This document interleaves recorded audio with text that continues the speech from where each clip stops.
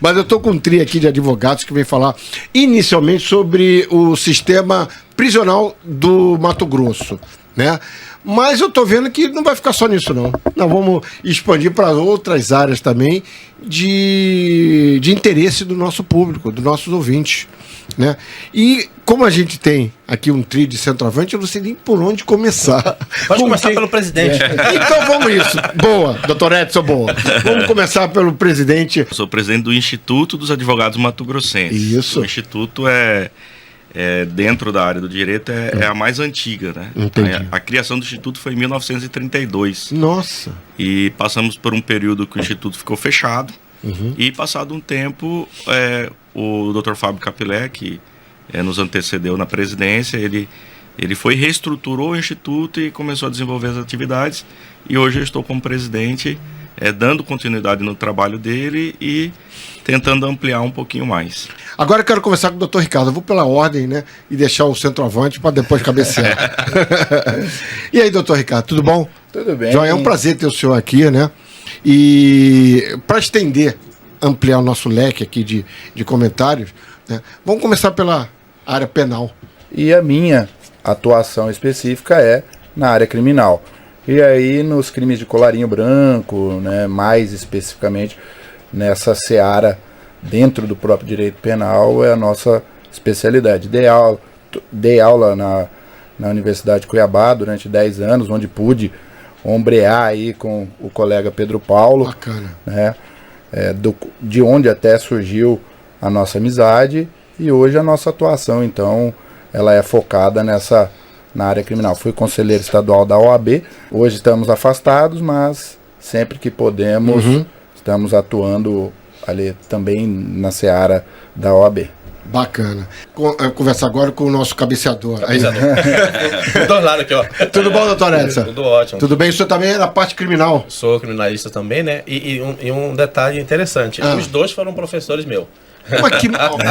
Mas se o senhor está no meio dos dois e for um professor... Esse aqui foi o cara que... O discípulo está sendo...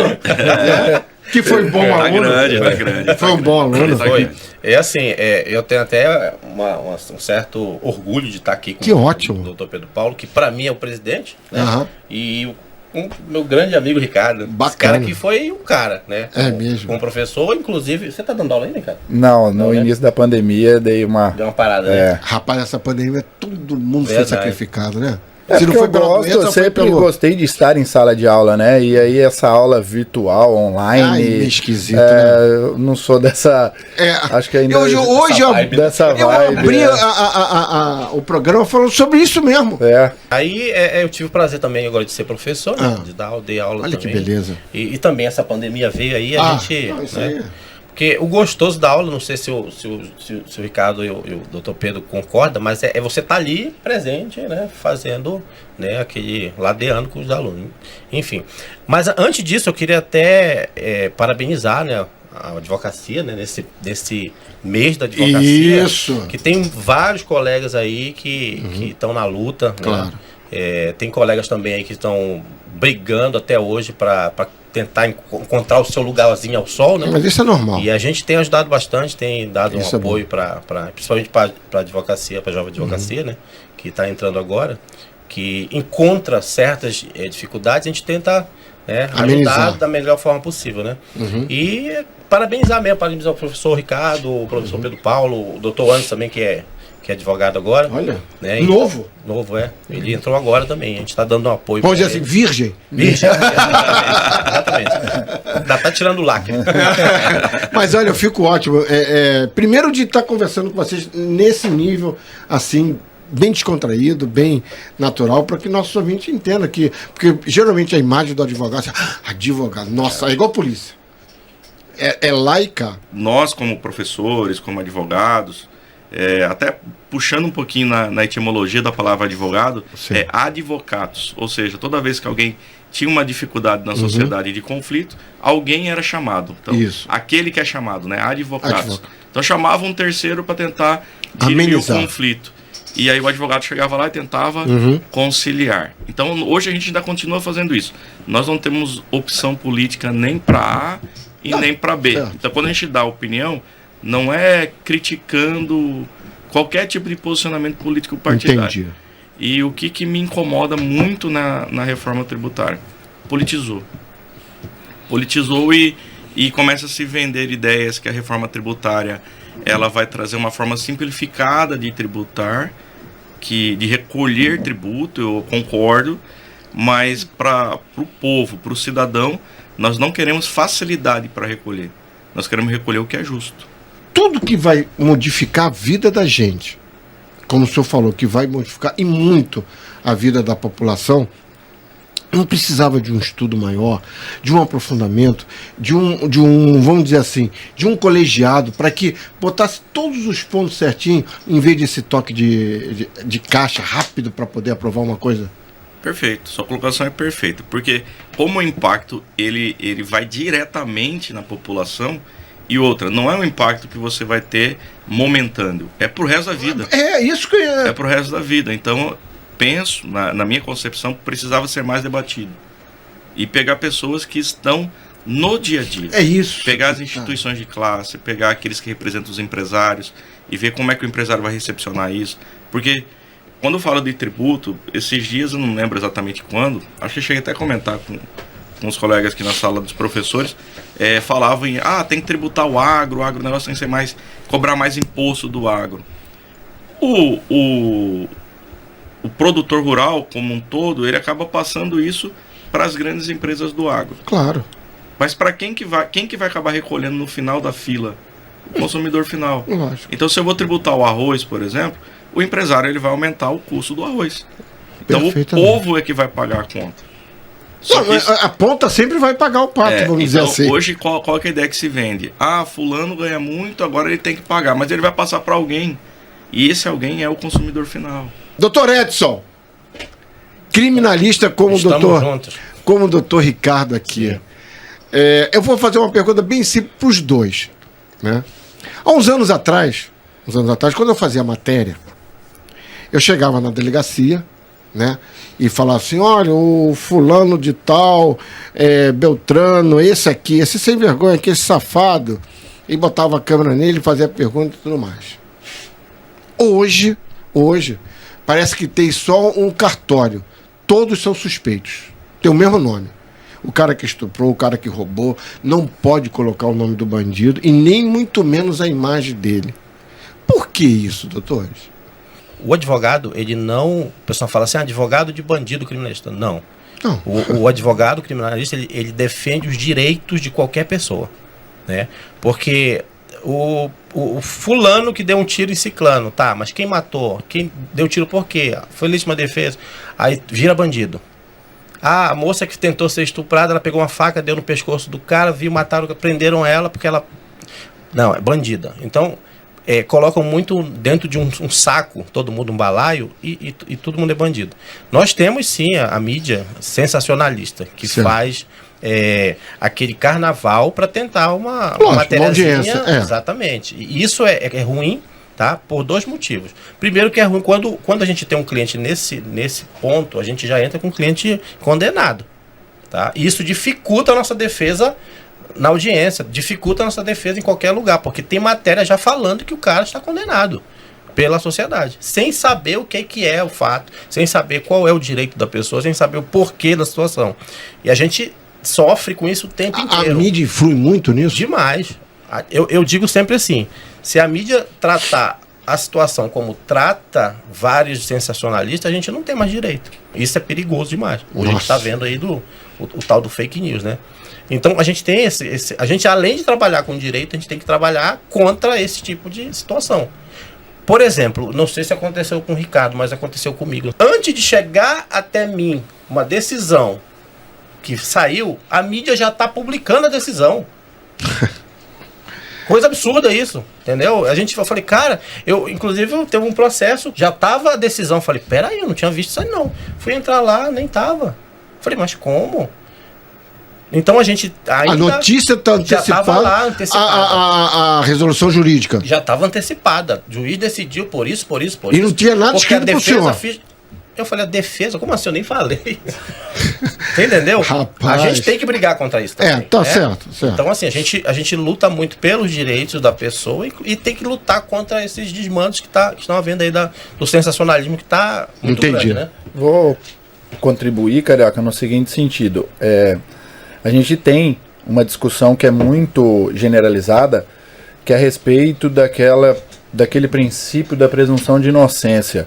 Né? Esse tal do então, princípio da que presunção foi de até o inocência. fundamento que pode-se executar um acordo de segundo Certo. grau, se em segundo grau já pode mandar prender. Então nós precisamos perceber que esse princípio, primeiro, ele é um princípio que está estabelecido na Constituição Federal. Isso. Então ele não é para mim, ele não é para o Dr. Pedro, ele não é para o senhor, ele é para todo mundo. Isso.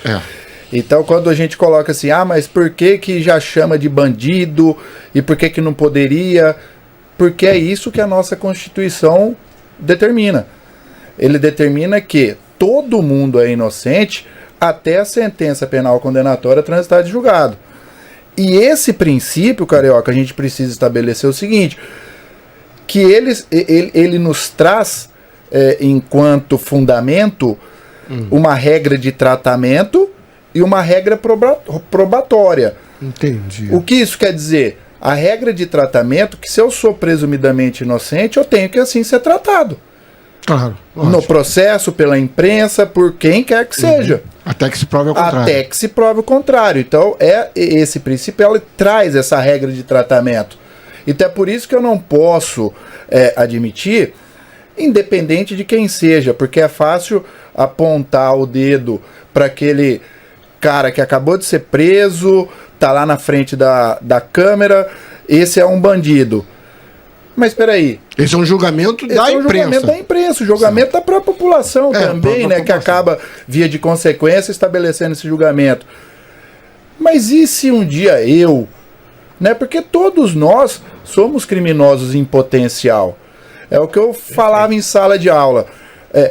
Na época dos DVDs piratas, quem nunca comprou um DVD pirata? Quando não vamos no DVD não, na época das fitas. Das fitas. Quando dos filmes. E vai a gente vai na praia, né? Você vai com a sua esposa, com a sua companheira, e ela fala, nossa, mas que gorda feia, cheia de celulite. Nossa, é um crime contra a honra. Verdade. Né? É mesmo? Ué. Então, se a pessoa se sentiu ofendida, é um crime contra a honra. Época de declaração de imposto de renda, vamos atrás de recibos para poder dar... mesmo. Isso é uma sonegação de imposto, né? Então todos nós temos que nos policiar no sentido de que, ao apontar um dedo, um dia eu posso ser a vidraça. Então esse é o cuidado que a gente tem que ter. Entendi. E em relação a essa regra de tratamento, então sobrevém também a regra probatória, que dentro do processo, eu enquanto acusado, eu não preciso provar que eu sou inocente. E por que não? Porque isso a Constituição já me dá essa presunção.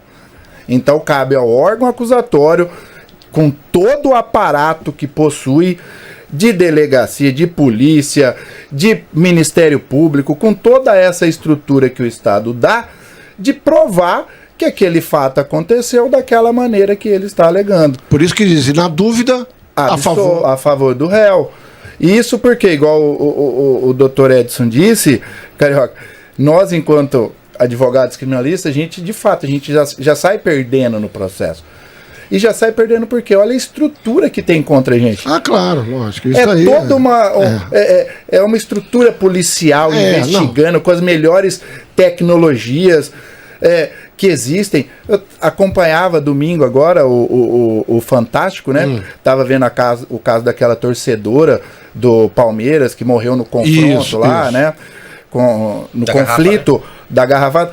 Pô, a polícia, o perito com uma estrutura, com uma tecnologia virtual que já se colocava, como tudo aconteceu, pelos ângulos, então é contra isso. Parece imagina.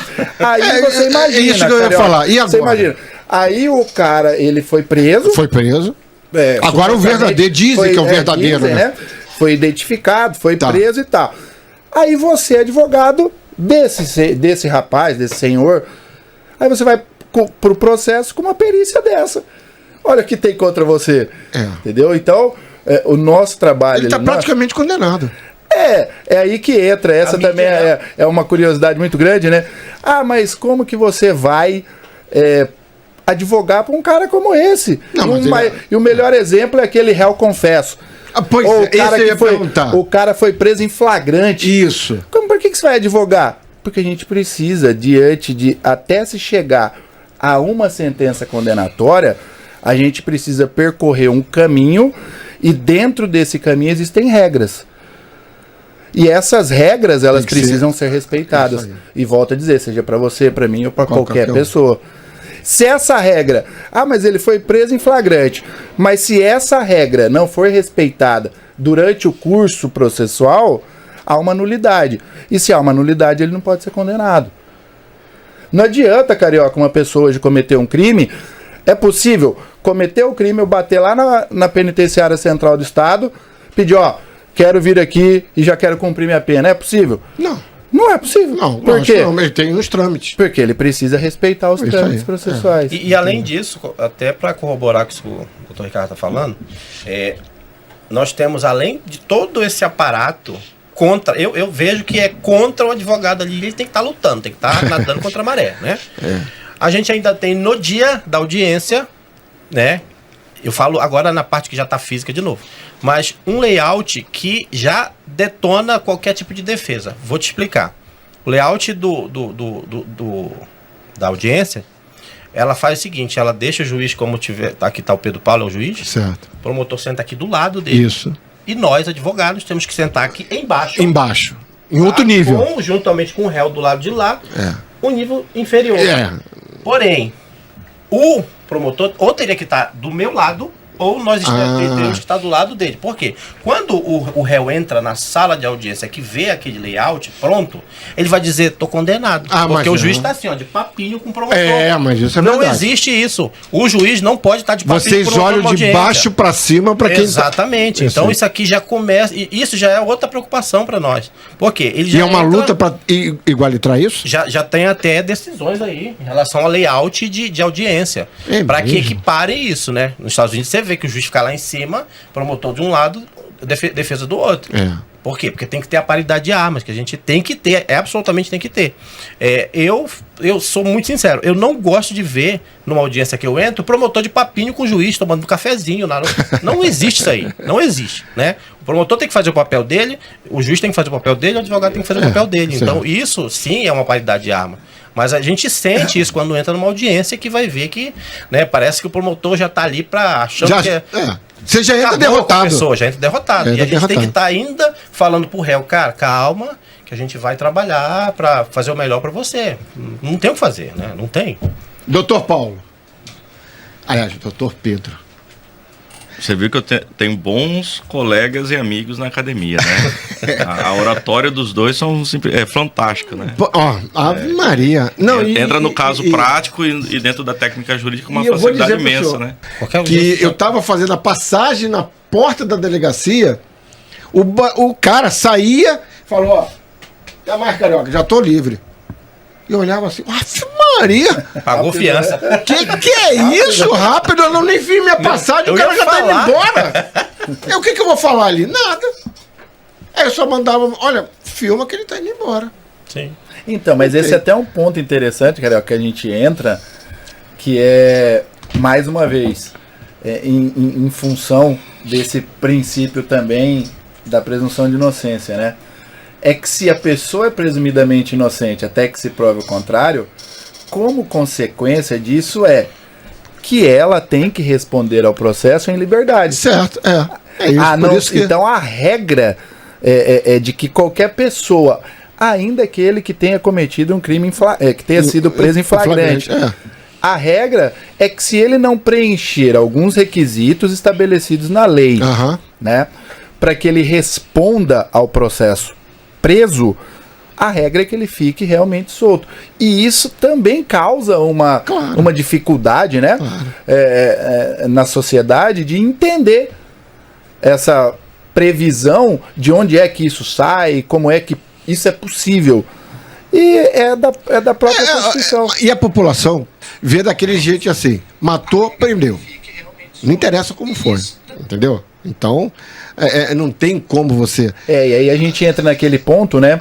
Que é que muito embora nós sejamos presumidamente inocentes, que a regra seja de que responda ao processo em liberdade, hoje o nosso sistema prisional, Carioca, ele tem algo em torno de 40% a 43% da população carcerária hoje é de pessoas que ainda não têm uma sentença condenatória transitada de julgado. Eu ia tocar nesse assunto então, depois que você fazer uma pergunta para o doutor Então, Pedro olha Paulo que loucura aqui. isso. A regra é que a pessoa fique solta.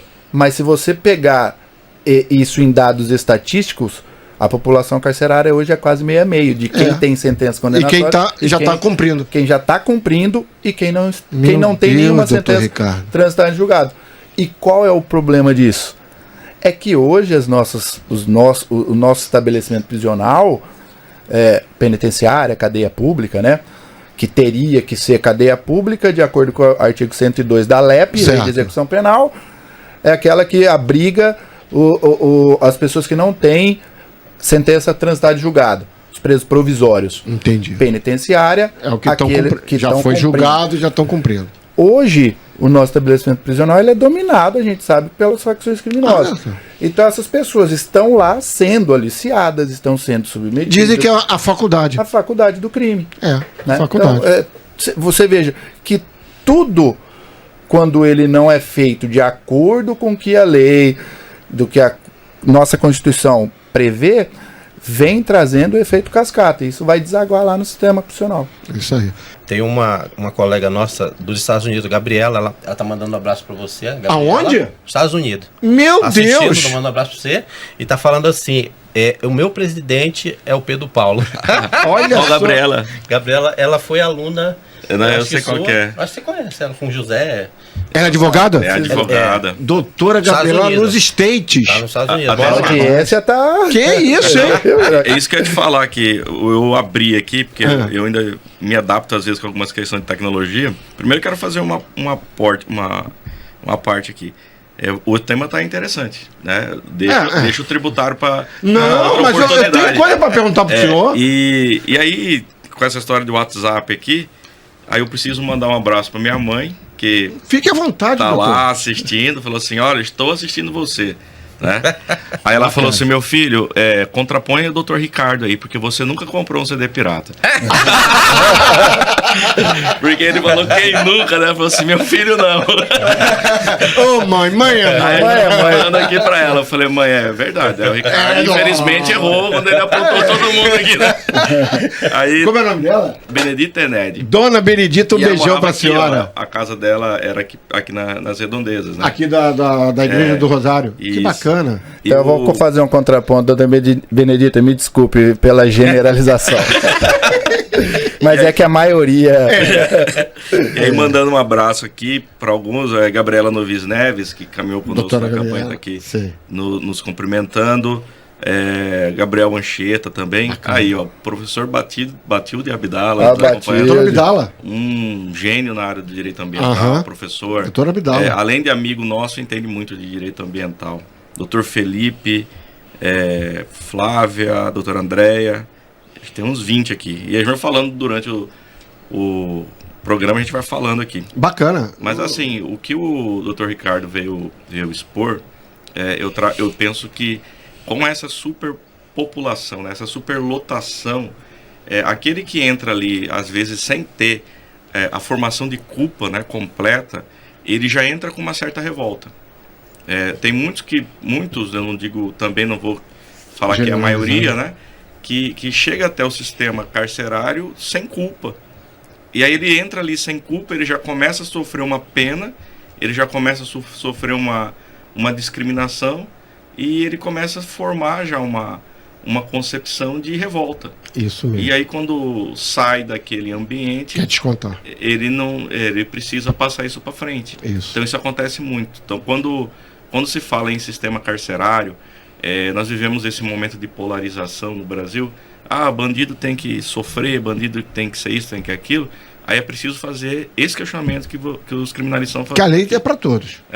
A lei é para A todos. lei tem que E ser tem que ser executada cumprida. para todos, seja Isso. para o bem, seja para Isso aí. Então, É que a população vê o preto e o branco. Sim. Então, matou, tem que ser preso. Fez isso, vamos descontar na mesma moeda. É aquele negócio, olho por olho, dente por dente. Isso. Mas não é bem assim. Que tem toda uma legislação, tem toda uma regra, como o senhor falou, doutor Ricardo, né? E tem que seguir. Porque senão, né, cara, só desculpa, então, Não, senão nós que voltaríamos aos tempos medievais. Mas né? é esse que... Aí nós não teríamos como sobreviver em sociedade. E vocês estavam sem emprego. Não teria o que fazer. Não, estava sem emprego, não precisava de advogado nem juiz. Verdade. Descontava na mesma moeda, Na como mesma diz. moeda. Isso. É isso. E o que o doutor Ricardo falou, eu acho interessante em relação aos advogados criminalistas, que eles estão ali para fazer com que o processo, né, o processo de formação de culpa até chegar à sentença seja observado. Ele não está ali exclusivamente com a intenção de inocentar o teu cliente. Ele quer que aquela pessoa que está sendo acusada, que ela tenha, que seja respeitada alguns direitos. Isso E daí. se porventura ela for condenada, que ela cumpra a pena da forma como deve ser cumprida. Isso. Então, o advogado criminalista, em alguns momentos, na sociedade, é visto como se ele fosse o cliente. Como E ele não fosse é. sócio do cara. Exatamente. Mas Ele só é não. um instrumento ali entre o Isso, cliente lógico. e o próprio E a judiciário. própria legislação fala para que quando você está diante de um juiz, já lá ali, tem que ter o advogado de defesa e o promotor. Sim. Isso é normal. E veja, né, Carioca, se não tem o advogado, o processo é nulo. É isso aí. Ele não pode nem ser condenado. É isso mesmo. Ele tem que ter alguma coisa ali, porque essa é a regra. Essa é a regra. Mas na parte de tributo, doutor Pedro Paulo, grandes empresas, né, antes da pandemia, vinha num patamar muito bom. De repente começou a cair e a gente está vendo empresas saindo daqui e falindo, né? Depois o que aconteceu com a pandemia e também por causa de consequências da própria gestão brasileira. E esse tributo que está vindo aí, que vai ser votado, como é que pode ajudar ou não ajudar a pessoas que, como nós, estamos querendo formar uma empresa, formar alguma comércio? Isso vai ajudar ou vai prejudicar a gente? Fiz 3 artigos sobre esse assunto e coloquei um tema meio inusitado para chamar a atenção. Certo. É o falso Robin Hood. bacana. O governo ele finge que está tributando aqueles que são mais abastados, mas na verdade ele está tirando de quem é a ponta. De quem ele Entendi. aponta. Hoje o empresário, se você pegar aqui no nosso estado, que nós temos muitas empresas do agro, né, vou falar como um todo, o empresário ele tem que entender da atividade fim dele, do negócio. Ele tem que vender celular. Ele tem que ser bom para entender como é que se vende celular. Entendi. Mas ele também tem que ser bom de custos, porque ele tem que Certo. saber o custo que vai ter para produzir esse celular, depois comercializar. Uhum. Ele tem que ser bom de tributo, porque ele precisa saber que, dependendo do tributo que tem, vai influenciar no valor do produto Isso. dele. E ele vai perder. E esse produto ele pode ficar mais caro e aí ele deixa de ser competitivo, Isso daí. perde mercado. Aham. Né? O empresário, hoje nós somos só advogado. Né? O mês contagia. Dia 11, hein? Dia 11 de E agosto. outra, gente. você pega o empresário do agronegócio. Primeiro, ele precisa comprar tudo aquilo que ele vai usar para produzir. Desde sementes até os últimos insumos, implementos, por aí vai. Aí ele tem que torcer para chover.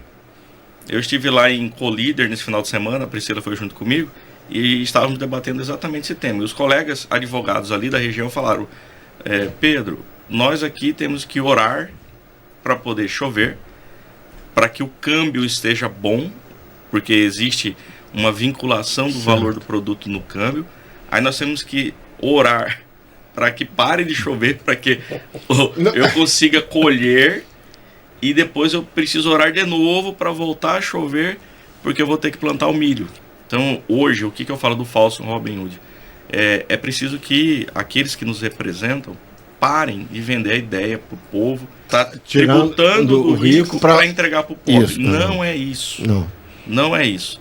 Tributando aqueles que produzem tudo que está em cima da nossa mesa, arroz, feijão e a própria carne, fica mais caro. Doutor, então, vamos dizer, um pequeno comerciante, um dono de um baguncinha, Sim.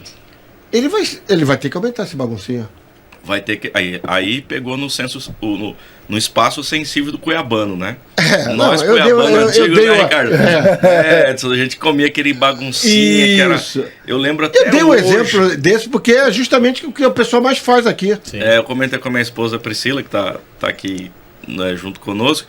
Antes você pagava R$1 no baguncinha. 99 centavos, né? Eu falo R$1 porque o cara não te devolvia. E vinha E vinha. uma janta praticamente. E vinha. E era na época de faculdade, então a gente tinha aquele. Saía de casa às 6 horas da manhã para ir pro trabalho, ia direto, chegava na faculdade tava com fome. Era Aquele um sanduíche. big de um lanche, né?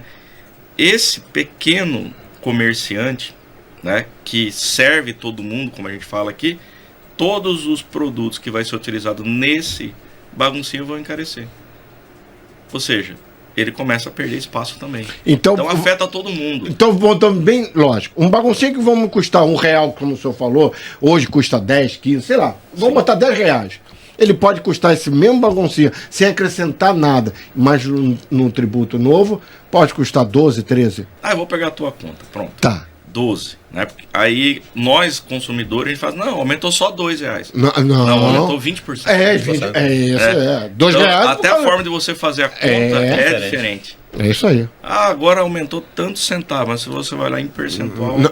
E o que coloca vale é num isso. volume, e coloca isso num volume.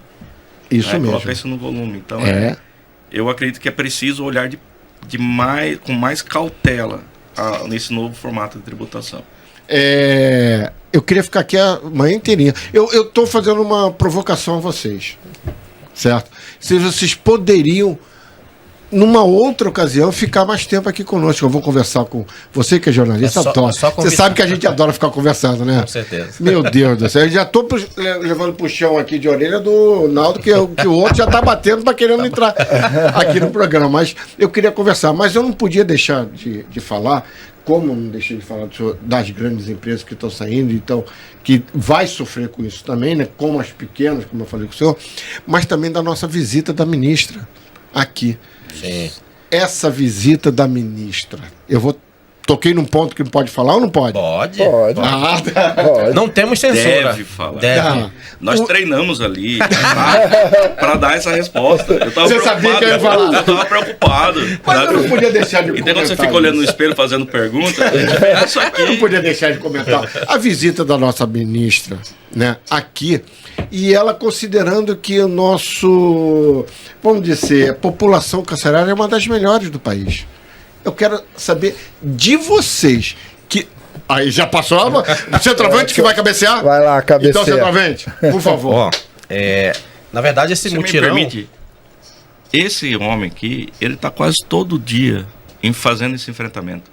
Então, eu falo assim, só sabe o gosto do suco de laranja aquele que bebe. Então esse aqui tá bebendo esse suco de laranja. Bacana. Aqui. Acho que ele vai fazer um testemunho aqui, não é um relato. Porque, na verdade, assim, ó, a ministra veio fazer visita, como tem o mutirão carcerário desde 2008. Certo. Né? Vem fazendo no Brasil inteiro e fazendo só um aparato de como estão o sistema. O nosso sistema melhorou, de fato, melhorou. Mas a gente tem que contar o que realmente foi feito para que melhorasse. Melhorou de um lado, piorou de outro. O que acontece? O governador fechou o CRC, Certo. que é o Carumbé. O Carumbé. Para fechar o CRC, teria que ter um suporte para segurar aqueles presos de lá. Né? Fechou. O senhor disse o seguinte, que fechou, E tirou jogou o pessoal, pra- e jogou pra tinha que ser um outro lugar para ser ou igual ou melhor. Ou melhor. Certo. Mas não houve isso. Jogaram todo mundo pro Agamenon, para Mata Grande, PCE. Distribuíram e aumentaram aqueles que estavam lá. Exatamente. Tá. Aí encheu mais do que já estava. Claro, lógico. E agora tá tendo vários embrólios em relação a isso, né? Aí houve um pedido do tribunal para que montasse novamente um outro local para que botasse Que os presos. o Carumbé já acabou, já está acabou. tudo demolido lá. Não sei nem o que vai ser feito Eu lá até também não agora, sei, ninguém não. sabe. Mas o que acontece? Se for para melhorar, tem que ser melhorado de maneira correta. Não vou fechar uma coisa aqui que eu sei que vai dar problema aqui. Mas, claro, né? O governador fechou, ninguém sabe por que ele fechou. Ele disse que fechou e pronto, acabou. Como fechou a delegacia. Certo, né? certo. Mas quem sofre lá na outra ponta é o profissional que está dentro da penitenciária. Isso mesmo. É o advogado que está indo lá. É a família do preso que vai se deslocar daqui lá para o outro lado. Isso. Né? Isso não foi visto. Fechar é fácil. E a logística disso depois é o problema. A ministra veio fazer esse aparato, esse relatório, mas eu entendo o seguinte, tem muita maquiagem. É muita Ela maquiagem. não foi levada no Carumbé? Foi levada. Não, no Carumbé não, ela foi levada nas penitenciárias. Não, pois é, mas ela não foi. Ninguém não, falou nada que te não. fechou, Tiago. Foi Maria do Couto também, tá de parabéns lá, penitenciária Maria do Couto, que ela é organizada. Bacana. É uma penitenciária muito organizada. Maria do Couto é o presídio feminino, gente. Isso, exatamente. Eles estão de parabéns porque é uma penitenciária bem organizada, né? Eles fazem, de fato, né, o trabalho que tem que ser feito. Mas não existe a tal da ressocialização. No meu ponto de vista, não existe. Aqui, pelo menos no Brasil, ainda não vi, né? Ressocializar. O que é ressocializar? O preso tá ali fazendo o trabalho dele, quando ele sai, ele não quer mais nem saber dessa vida. Ele vai trabalhar, pagou a pena dele, ele vai fazer uma coisa... Ele quer esquecer esse mau caminho que ele Se entrou. me permite, Edson, só fazendo parênteses até com dados estatísticos, o índice de retorno carioca hoje, ou de reincidência, é de 80%. Jesus. Então, imagina. Então não tem responsabilidade. É só para corroborar. Não tem. Altíssimo. O que a doutora Edson tá falando. Esse mínimo de 20% aí, eu acho que deve ser 10 pessoas. Digamos, isso, mais ou menos. Porque o pessoal está dando porcentagem, mas vê um número certo, vamos dizer, 10, 15, vamos botar no máximo 15 pessoas que entram para o bem, vamos dizer assim. Sim. O resto volta de novo para até menos que isso, né? Que não quer eu tô mais dando essa só vida, né? uma... Fora o problema que o doutor Ricardo falou também, que é a questão do preso temporário. Tem preso temporário, né, que está ali esperando audiência, vai fazer mais de ano. Não tem audiência. Eu tenho cliente assim, tá? E não teve audiência ainda. Aí a gente vai com os pedidos, né? No mutirão carcerário, foi discutida a seguinte questão. Vamos analisar os presos que estão lá. Por exemplo, a mãe de menor de 12 anos, né? De criança menor de 12 anos, né? Tem preso que tem criança de 1 ano de idade, 2 anos de idade, que a gente fez o pedido e entendeu o seguinte, a decisão... e está no artigo 318 do CPP. Mas ele entendeu o seguinte: tem a filha de 1 ano? Tem. Mas a mãe está cuidando, a fulano está cuidando. Mas a lei não fala isso. Entendi. O que a lei está falando é o seguinte: a concessão de prisão domiciliar a genitores de menores de até 12 anos incompletos não está condicionada à comprovação de imprescindibilidade dos cuidados maternos, que é legalmente presumida. Ou seja, não existe uma vírgula dizendo só se não tiver cuidado de alguém. Entendeu? Entendi. É presumido o cuidado da mãe. A mãe tem que estar com o filho, não tem essa. Entendeu? Então a gente está tendo esse problema. E nesse mutirão, eles estão batendo justamente nesse ponto. Por que não está liberando para uma domiciliar se a lei está falando isso? Quer dizer que precisou do mutirão para fazer isso? Você entendeu?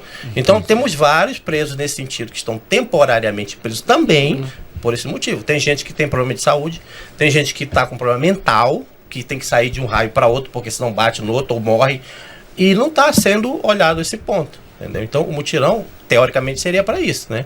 Só que a meu ver não vai ser para fazer um relatório para saber o que tem de temporário, de provisório, de não sei o que, então, entendeu? Mais ou menos, um censo. Exatamente, é o IBGE judiciário. Se eu tiver errado, só falo. Não. Eu achei bacana a comparação. Eu queria ter o cabeça, né, o centroavante, reunir de novo. É só marcar que nós estaremos. Reunir de novo. Pode marcar. Posso entrar em contato com ele direto? Claro. Olha, eu tô achando muito bom esse papo. Eu Mas tava tem muita coisa a mais pra nervoso, falar. mas eu sei disso. Eu tava nervoso porque eu sou leigo e ignorante totalmente juridicamente, né? De fazer alguma gafe, alguma besteira, falar alguma besteira. Mas vocês me deixaram muito à vontade. Conduziu muito bem, cara. Obrigado, parabéns. gente. Mas me deixaram muito à vontade de eu perguntar, na minha ignorância, o que está se passando. Né? Comandou muito bem. Que os ouvintes, principalmente, querem saber disso. Né? Porque aquilo que você falou, o cara é inocente. É inocente de qualquer maneira. Mas a população não sabe disso. Quer dizer, para ela, é olho por olho. Ainda é. Ainda é. Não tem como. Né? Não tem como. Gente, eu queria suas considerações. Onde eu posso encontrar? Cara, eu não. A população pode encontrar para qualquer eventualidade. Como é que eu posso? Começando pelo senhor, doutor Ricardo. Eu vou deixar aqui a minha rede social, se alguém quiser nos adicionar lá, né? Nos achar. Deixa eu só achar aqui, é Ricardo Oliveira ADV. Né? Ricardo Oliveira ADV. Isso é Instagram? Instagram. Tá. É a única rede social, né? As demais a gente não participa. Então, se tiver alguma dúvida, alguma outra consideração, estaremos lá para poder auxiliar e também responder alguma dúvida que tenha ficado aí. Agradeço mais uma vez o convite, poder estar aqui ao lado do Edson, do Pedro Paulo, do Anderson, né? Também, e da sua equipe. Deixar os nossos agradecimentos. Obrigado, e sempre que nos formos acionados, estaremos à disposição para poder contribuir. Eu tenho um consultor, quer dizer, dentro de casa, né? Mas eu vou começar a explorar vocês também. Qualquer dúvida, eu vou ligar lá. Tá, joia? Fica à vontade. Porque a gente é totalmente ignorante nisso, né? Presidente, por favor. Vamos lá. Não, primeiro quero te agradecer pelo convite, tá, Carioca? E da mesma forma que você ficou à vontade, acredito que nós também. Porque foi um bate-papo, né? Foi uma conversa informal com algum conteúdo que pode ter alcançado os seus telespectadores. Chegou nos Estados Unidos? Seus ouvintes. Então, quero te agradecer e manter à disposição. Estamos à disposição para estar aqui de novo, e é isso. E como é que eu encontro o senhor? Então, assim como o Ricardo, também tenho a rede social, que é Pedro Paulo ADV. ADV. E, né, para dúvida, esse tipo de coisa, a gente está à disposição. Bacana. Então, você que tiver um cachorro quente, tá com dúvida, fala com o doutor Pedro Paulo. Baguncinha. Baguncinha, né? O centroavante Edson. Primeiramente, eu quero agradecer também a oportunidade, Munhoz também, né? Munhoz não está aqui, mas mandar um grande abraço que está lá em São Paulo. Agradecer a oportunidade de nós estarmos aqui, né? Quero agradecer vocês da equipe, né? O doutor Pedro Paulo, o doutor Anderson, o doutor Ricardo, e a nossa primeira dama. A gente quer agradecer também, em nome também dos advogados, colegas. Tem vários falando aqui, eu não tenho como falar, senão a gente vai passar o dia inteiro. Mas assim, os advogados aqui, eles têm esse anseio também de falar o que eles sentem, né? E a gente está aqui para tentar ajudar de alguma forma, né, os advogados. E esse é o mês da advocacia, é um mês, assim, para nós é um mês festivo, para que a gente possa crescer junto com os colegas, sejam eles quais forem. Se for o advogado aqui, tá com a gente, né? A gente não tem diferença de nada. E eu não vou ler todo mundo, senão vai faltar alguém. E vão ficar com o senhor. Mas eu mando um abraço para todo mundo aqui, depois eu falo. Mas a gente quer agradecer mesmo a oportunidade, e o que a gente tem falado é a vivência que a gente tem. A gente não fala nada além do que né? A gente fala o que realmente é a vivência, é o que nós estamos vivendo a todo momento. Eu, como o doutor Pedro falou, eu estou o tempo todo visitando os locais aí, quem chegar aí no presídio me vê às vezes, na delegacia, estou fazendo ocorrência de vários momentos. E a gente está falando da vivência, né? Se a vivência é ruim, a gente fala, se ela é boa, a gente fala. Entendi. Assim como eu falei da penitenciária, que ela tem sim um papel ressocializador, o papel tem, mas a gente sabe que não dá para fazer. Sabe o que não fazer. E outros milhões de assuntos que a gente tem para falar, que uma outra oportunidade a gente consegue falar. Mas em breve vai ter oportunidade. Meu Deus do céu. E assim, agradecer assim, em nome da advocacia também, né? Dos colegas também que queriam poder estar nessa voz, né? Mas estamos juntos. É o que eu sempre falo. Estamos juntos para o que deve vir. Encontrar o senhor? A nossa rede social é Rodrigues Associados. Eu sou sócio do Dr. Laerte também, né? Um abraço para todo mundo e bom dia. Gente, olha, obrigado pela vinda de vocês. Muito obrigado mesmo. Dona Priscila, obrigado. Você, o Anderson também, que está aqui acompanhando. Os três doutores, né? Os dois criminalistas, o doutor Ricardo, o doutor Edson e o doutor Pedro, que é tributarista. Tá certo? Perfeito. Então tá bom. Muito obrigado a vida de vocês. O microfone da Metrópole está aberto. Quando vocês precisarem, qualquer novidade, qualquer promoção, estamos aqui para mandar e falar com nossos ouvintes, tá bom?